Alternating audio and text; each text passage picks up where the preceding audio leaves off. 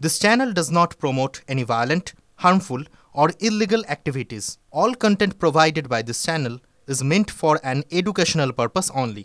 Top quality और consistent performance के लिए सिर्फ सिल्वर पंप नाम याद रखना।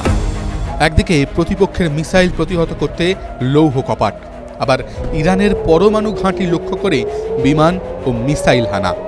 গত 9 দিন ধরে ইরানের সঙ্গে সংঘাতে প্রতিদিন ইসরায়েলের কত টাকা খরচ হয় জানেন? ইরানের মিসাইল হামলা ঠেকাতে ও পাল্টা হামলার জন্য ইসরায়েলের প্রতিদিনের খরচ শুনলে চোখ কপালে উঠবে আপনার। জেনে নিন প্রতিদিন কত খরচ হয় বেঞ্জামিন নেতানিয়াহুর দেশের। ইরান পরমাণু বোমা বানাচ্ছে, আর তা থেকে ইসরায়েলকে রক্ষা করার কথা বলে গত 13ই জুন তেহরানে হামলা চালায় ইসরায়েলি সেনা। তেহরান ও আশেপাশের এলাকায় পরমাণু ও সামরিক ঘাঁটি লক্ষ্য করে হামলা চালানো হয়। ইসরায়েলের প্রধানমন্ত্রী বেঞ্জামিন নেতানিয়াহু জানিয়ে দেন, ইসরায়েলের অস্তিত্ব টিকিয়ে রাখতে ইরানের হুমকির বিরুদ্ধে অপারেশন শুরু করেছে ইসরায়েলি সেনা।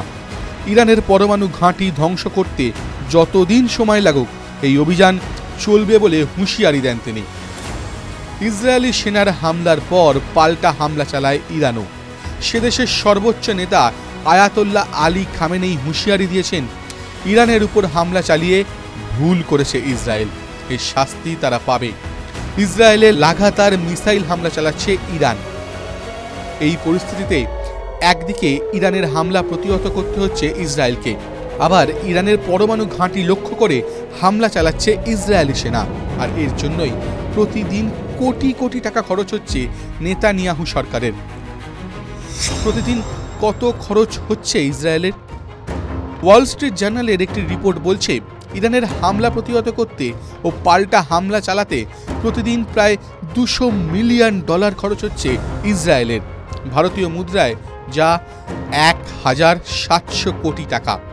সবচেয়ে বেশি খরচ হচ্ছে ইরানের মিসাইলকে প্রতিহত করার কাজে। ইরানের মিসাইল প্রতিহত করতে ডেভিড স্লিং ও অ্যারো 3 ব্যবস্থা রয়েছে ইসরায়েলের।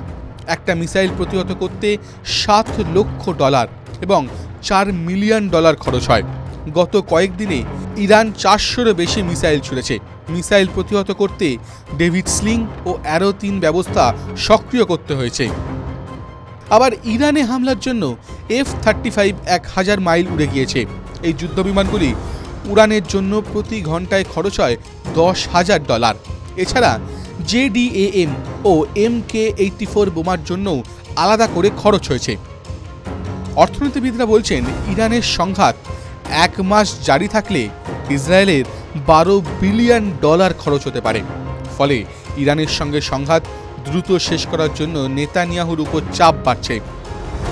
আবার ইঞ্জিনিয়াররা বলছে, ইরানের মিসাইল হানায় যে ক্ষয়ক্ষতি হয়েছে তা সংস্কারের জন্য $400 মিলিয়ন খরচ হবে, কারণ কয়েকশো বাড়ি ক্ষতিগ্রস্ত, 5000-এর বেশি মানুষকে স্থানান্তরিত করতে হয়েছে। ইসরায়েলের সবচেয়ে বড় তেল শোধনাগারও এখন বন্ধ রয়েছে।